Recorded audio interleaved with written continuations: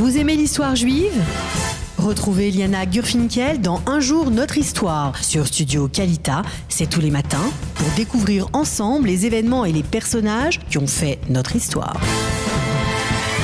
Liana Gurfinkel, bonjour, Boker Tov. Boker Tov, Daniel. Alors, nous vous retrouvons ce matin pour parler d'un événement tragique, ce matin encore. On est pendant les 3 semaines, Daniel. Oui, effectivement, pendant les 3 semaines. Et ce matin, l'événement tragique que vous voulez commémorer et souligner, eh bien, c'est l'attentat, non pas comme je l'ai dit tout à l'heure, contre l'ambassade d'Israël à Buenos Aires, qui s'est produit... Qui était en mars 92. Voilà, en 92, mais l'attentat contre le bâtiment de la communauté juive de la MIA, la communauté juive argentine, qui s'est produit en 1994. Racontez-nous. Exactement. Alors, nous sommes le 18 juillet 1994, il est 9h53 du matin et nous avons un véhicule piégé qui explose devant le siège de la Asociación Mutual Israelita Argentina, de la MIA, l'association mutuelle israélite argentine.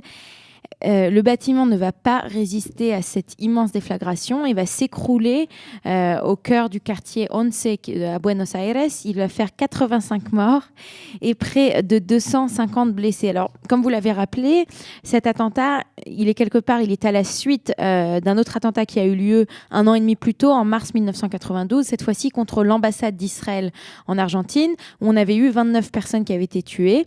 Mais l'attentat d'aujourd'hui, c'est l'attentat en fait qui va c'est le plus gros attentat terroriste que l'Argentine n'ait jamais connu. 85 morts, c'est un chiffre qui est énorme. Et surtout, c'est un attentat donc, qui est le plus meurtrier, qui n'a toujours pas été formellement élucidé et qui n'a pas été revendiqué.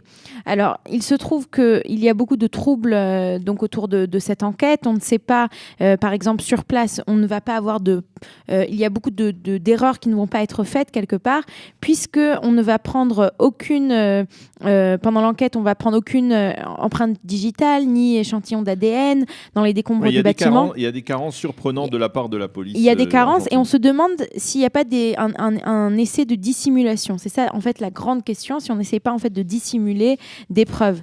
Alors en 2002, il se trouve que le New York Times va publier un témoignage d'Abdol Ghassamem Mesbahi qui se présente comme un des anciens des services de renseignement iraniens et qui affirme en fait que l'Iran est responsable de cet attentat à partir du moment où et en plus il ajoute que Téhéran aurait versé 10 millions de dollars au président Menem, donc qui était le président argentin de l'époque, afin qu'il fasse dévier l'enquête. Donc ça c'est le premier élément. Donc en 2006 la justice argentine elle va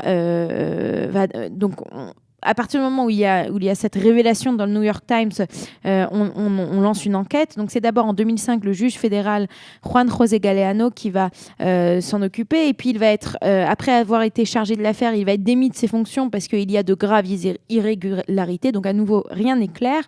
Et en 2006, c'est le procureur fédéral de Buenos Aires, Alberto Nisman, qui va lui reprendre le dossier et il va officiellement accuser le gouvernement iranien et le mouvement libanais Hezbollah d'être les responsables de l'attentat. Mais ça va un petit peu plus loin parce que après avoir accusé l'Iran de façon officielle, il va en fait lui rechercher les liens entre les membres entre les politiciens argentins, en particulier l'ancien président Menem et la nouvelle présidente Kirchner de l'époque. Il recherche en fait le lien. Et tout devient encore plus trouble quand, en 2015, donc il y a à peu près 1 an et demi, Nisman est retrouvé mort dans son appartement. Alors on dit qu'il s'est suicidé, mais tout le monde, toutes les gens qui se penchent un petit peu sur l'affaire disent non, c'est pas possible qu'il se soit suicidé. Et surtout, il meurt donc en janvier 2015. Juste après avoir accusé la présidente argentine, donc Kirchner, d'avoir tout fait pour couvrir des suspects iraniens en échange de pétrole à un prix avantageux.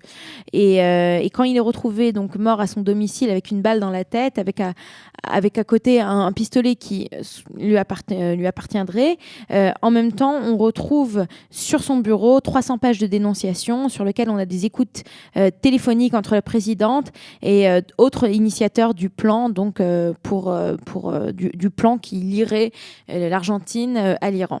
Et en fait, ce qui se passe, c'est que Nisman était censé exposer devant la commission de législation pénale de la Chambre des députés les preuves qui démontraient ces accusations. Donc le 19 janvier, il est retrouvé mort la veille, le 18, et il aurait parlé à des proches et il leur a dit qu'il craignait pour sa vie et qu'il savait que quelque part on allait l'assassiner, puisque ce qu'il allait dévoiler c'était bien entendu trop important. Et depuis son décès, bien que le dossier ait été repris, on n'a toujours pas eu ces grandes révélations qu'on attend. Et c'est un sujet qui est très très sensible, en particulier dans la communauté juive argentine. Il faut rappeler que que l'Argentine est le pays en Amérique du Sud avec la plus grande communauté juive. On a plus de 200 000 juifs qui vivent en Argentine.